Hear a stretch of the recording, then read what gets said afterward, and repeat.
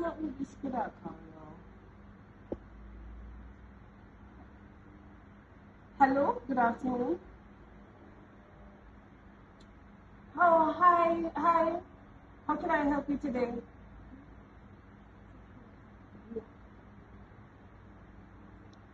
Uh-huh. You know, you could just say anything to me, you know.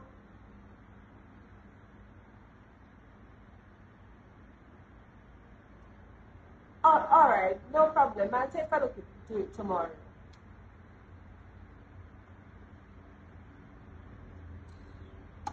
You can imagine? School over, you still a call me about your picnic.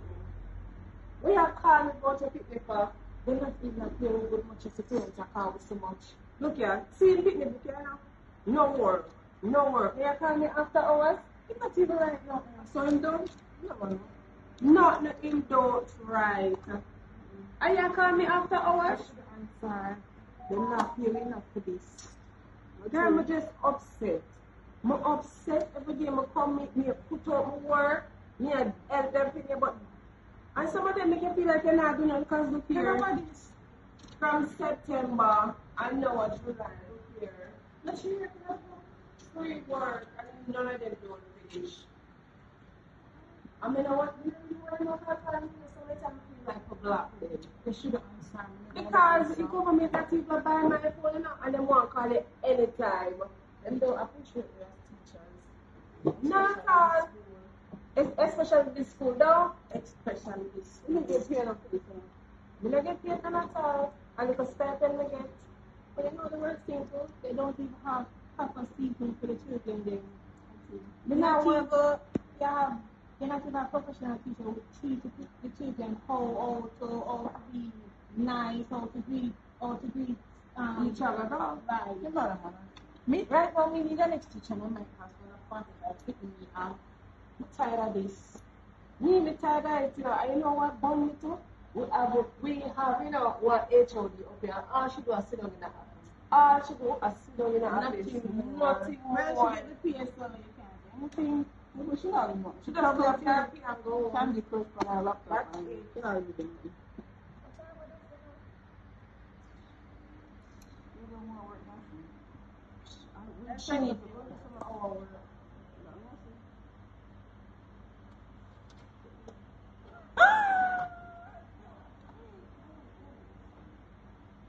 I understand that. You kind of copyright in that one. That's why we need professional teachers to teach the kids how to write, read, and stuff like that. Yeah, so we're too busy doing other things like another time. We have 45 children in the class and there's one teacher. That can work.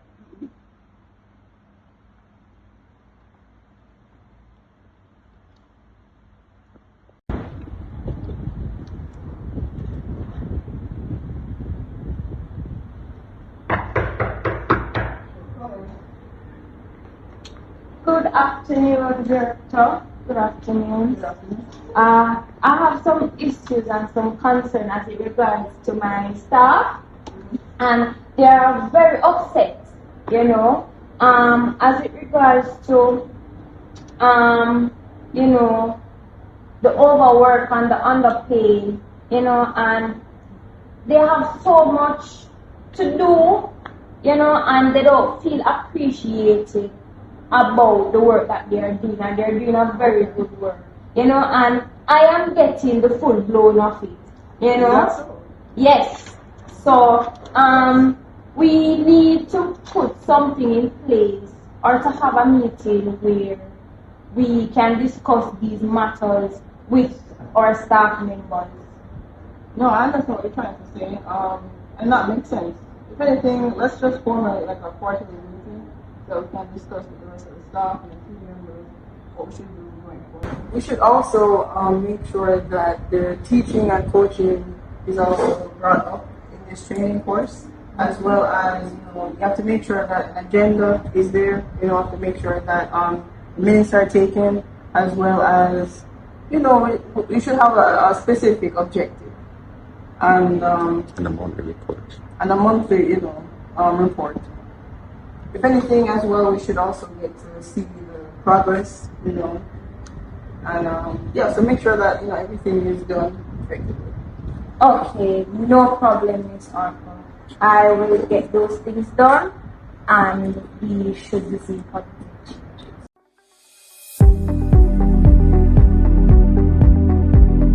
Good morning, everyone. As you know, it's time for a quarterly staff meeting. So I'm going to take it. I'm going to let Miss Fox take it away right now. Okay, thank you, Mr. Harper, for that introduction. Good afternoon, staff. Thank you for being here. Thank you for turning out for this training session. And I hope that you grasp, and I hope that this would be a positive turnout. So, with no further ado, I would ask Miss Barkley to pray for us. Alright, everyone can bring down your head. Most righteous and heavenly Father God, as we gather here today, we ask that you take full control of this meeting. We ask that everything goes smooth in your name. In Jesus' name, amen. So this meeting is, to enhance employee engagement and job satisfaction. So now I will hand over to Miss Barkley.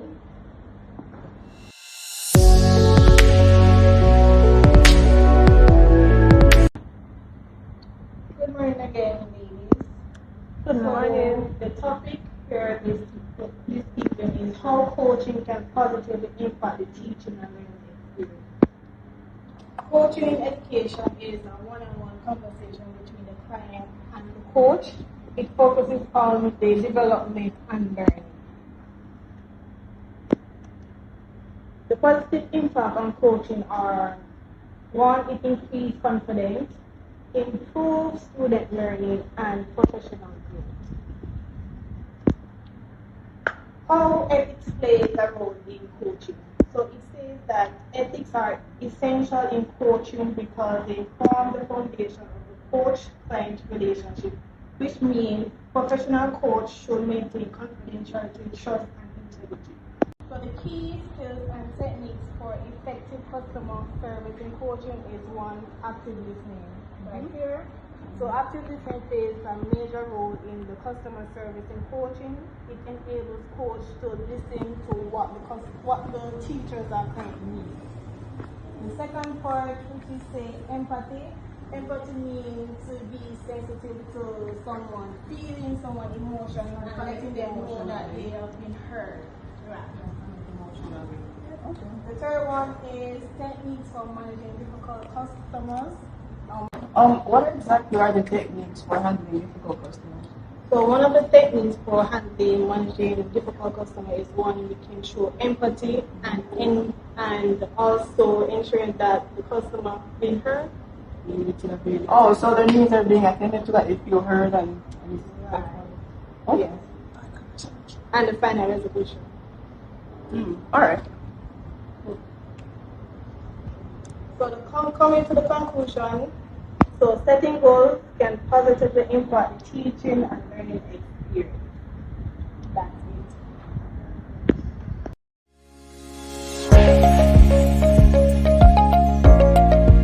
I'm happy to be today, and today I'll be presenting on coaching and mentoring. So our learning objective. First, we have the definition of coaching and mentoring, the differences between coaching and mentoring, characteristics of a good coach, benefits on coaching, and how coaching impacts teaching and learning experience. All right, so the definition of coaching and mentoring. Coaching is a process that helps to guide individuals concerning how to enhance their performance through routine and systematic feedback, support, and development. Whilst mentoring, on the other side, is a system of structured guidance whereby one person shares their knowledge, skills, experiences to assist others to progress in their own lives. Okay. So, as we have gone through the definition of coaching, next we're going to tell the difference between coaching and mentoring. All right, so coaching is referred to as short term. So it's precise, it gets to the point, and it focuses on like work goals rather than you as the individual. While mentoring now is long term because it does not only focus on the task at hand, but the individual in entirety. Coaching focus, as I said, focuses on enhancing skills and overcoming immediate challenges. So let's say we're in operation, something should happen, right there and then coaching will take place, right? While mentoring now is more of navigating you to your career path. In that, let's say you're with us. Well, I know that most of you are here permanently, but let's say someone should be temporary. Mentoring in this business would be a way to guide their career path. So if they want to go further up in the business or they want to move on to better pathways, that's what it is. So coaching now, lastly, coaching is more structured. So it's more formal, you probably have to remain, it's more of a semi-formal, formal type of thing, while mentoring now, it's more like a friend companion type of thing where we're getting to know each other, getting out to express each other and so on. Right? So next we have the characteristics of a good coach. Firstly, a good coach must always listen. Because even though coaches are teaching you, you are also teaching coaches. Questioning. Not necessarily that everything that you should put out there should question, but in a sense of, okay, you said that this is how we go. How you think, what you think about B's perspective, what you think about C's perspective, how will that benefit us or take away from us in the long run? Two, building rapport. We live as one, we live as a family, we work better as a family. Empathizing. It's always, regardless of coaching, empathy is something you should all share, but it takes place into coaching is that you have to understand where persons are coming from. Because it's not, things will happen and it's not always the person themselves, but what's happening around. Right? Staying focused. As coaches, we know that they will be dealing with multiple persons here and there, but the focus should always be on the task at hand regardless. Right? Next, we'll move on to the benefits of coaching. So coaching facilitates clarity and direction. In that, let's say we know that, all right, we're supposed to get, let's say we're supposed to reach to, what would I say? All right, for instance, the KPI, right? In order for you to achieve it, you can't see it as is and understand what it is. It will be the coach's job to explain word for word what this is, what that is, to make your job much easier. Clarity means more work can be done. Go ahead. So is it coaching has to do with when something is wrong, they instruct you what to do? No, actually. So coaching is actually like,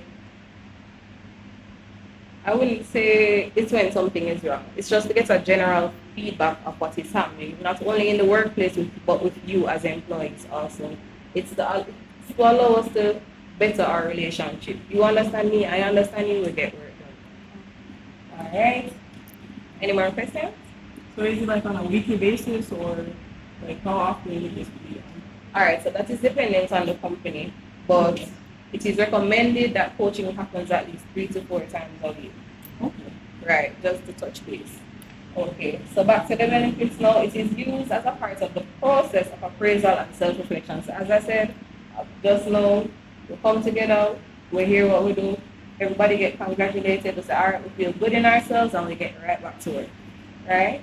And it also provides opportunities for staff to share their practice, try new things, learn from mistakes, and create powerful learning culture. So in that, what you come and see others do might not be the best or the easiest way. However, you may have me as your coach and I'll be like, okay, instead of doing it like X, let's do it like Y. You go, you try, and you're like, okay, I get more done like this. Just like that, you practice for you. And to touch base with creates a powerful learning culture. In that, we know that we're in a fast-paced, forever changing society, our world per se. So we know that not everything stays here. 2 weeks from now, it may not be the same. 2 months, even tomorrow, it might not be the same as today. So we have to develop powerful learning cultures in that we know what we stick into and we know what works and we move forward with that. Alright, so how coaching impacts teaching and learning experience. It reduces the sense of isolation. So coaching, as you see, is with a group of people. It's never really one-on-one work.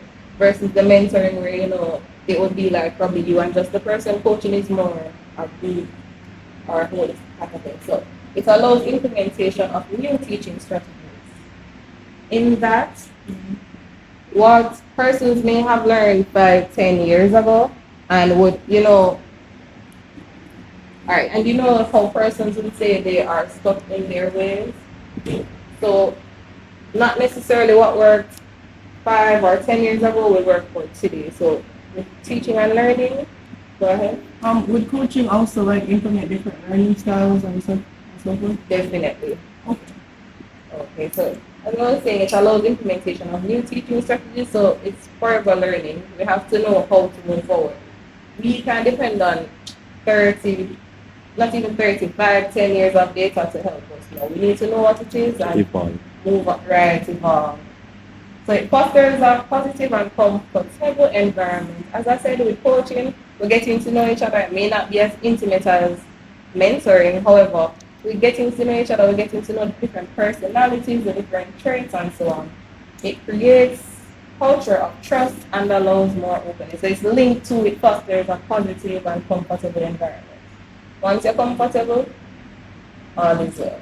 Because everybody is going to be fine and everybody will know how to deal with each other. So it will make the environment much smoother. It raises self-esteem and well-being. Sometimes, we have persons that bottle it up, and coaching can be a way for them to express themselves in that they let it out and then they feel better and they can go back to what they were doing before. Right.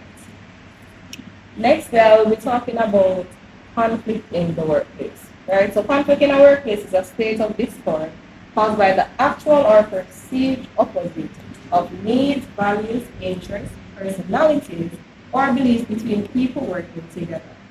Okay. Yeah, so we know that we probably have conflicts every day. We know that we have different types of conflicts. So we have the interpersonal, which means that it would be between just us alone, let's say this department or the manager and our supervisor and their department. We have personal, where my personality and your personality might clash, and so on. Okay, so you can sit back and watch this video on resolving workplace conflict. Workplace conflict can sometimes be difficult to avoid. It can arise in every job, no matter the field of work. Before you can resolve a conflict, you'll want to think about the conflict itself. Listen to your own thoughts and feelings, but also consider why the other person feels the way they do. You may not agree with them, but understanding their point of view can help you to communicate with them more effectively. After considering this, find a time to talk with the other person. It's best to do this in person. Words and feelings can often be misinterpreted over the phone or via text. Before meeting, make sure you're in control of your emotions. Going into it angry or upset will set you up for failure.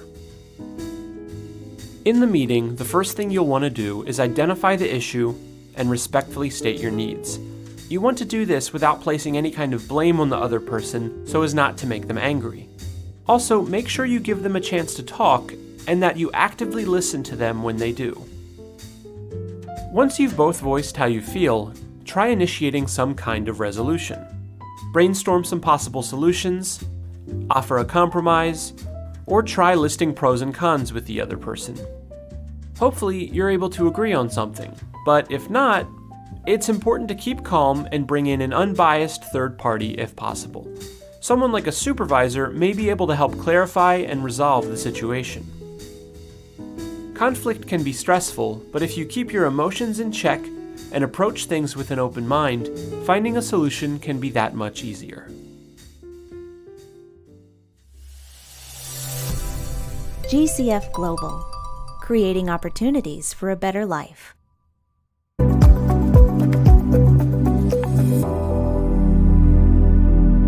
the quarterly job coaching plan for LVAR. So our objective is to improve teaching and learning experience, responsible party or human resource team. All right, let's get to business. So our first phase is set measurable performance goals. In this, you communicate specific goals and expectations of the company's mission. determine an employee's learning style, whether auditory, visual, so on, right? And the personnel for this is Ms. Tony Dennis. And as it is, the status is in progress. So our next phase is guide team collaboration. In this, we promote a community working environment, improve focus and concentration with break rooms, third places to go and mediate. And the personnel who will be taking on this task are Amanda Barclay and Lasagna Cox. The status as it is also in progress. Alright, thirdly, we'll move on to evaluate team and individual performance. So encourage individual employees to take lead in and on goal-oriented goals. So you make your goals. So this will include like KPIs and stuff, right? Alright, there we go. Okay, it also creates friendly office competitiveness to increase motivation. Right? And this task will be taken on by Andrew and Malcolm, and it is also in progress. I love how we are keeping things going. I love it. Alright, so next we have encourage feedback. So we discuss feedback regarding improvement plans, develop training, and any other skills or so that we may need, or resources that we may need. And the personnel for this is Savannah Whitty. Status also in progress. We are doing very well, team. So lastly, we have reward good performance. Acknowledge employee performance and encourage a learning mindset among teams to promote growth mindsets. So in this, we may have a little appreciation ceremony or appreciation day. We'll be working on that. And the person now presenting on this is Monique Spencer, and this is also in progress. So I see team, we're working, and I hope that we just continue to keep it going. You will know that we may have a few hiccups here and there, but continue, keep it going. Alright? Okay. Have a good day, everyone. You too. Alright, thank you team for coming out and for being here. The feedback that we have been getting, it's thumbs up, positive, it's a good look, and I just want to say continue the good work, just do what you do and do it best. So I thank you for coming out and supporting and engaging with this training. And also try to implement what was learned in the training so you can better yourself in the work. And thank you for coming at the LVAR School of Group training, and I hope you guys have a wonderful day. 2 weeks later. In the afternoon.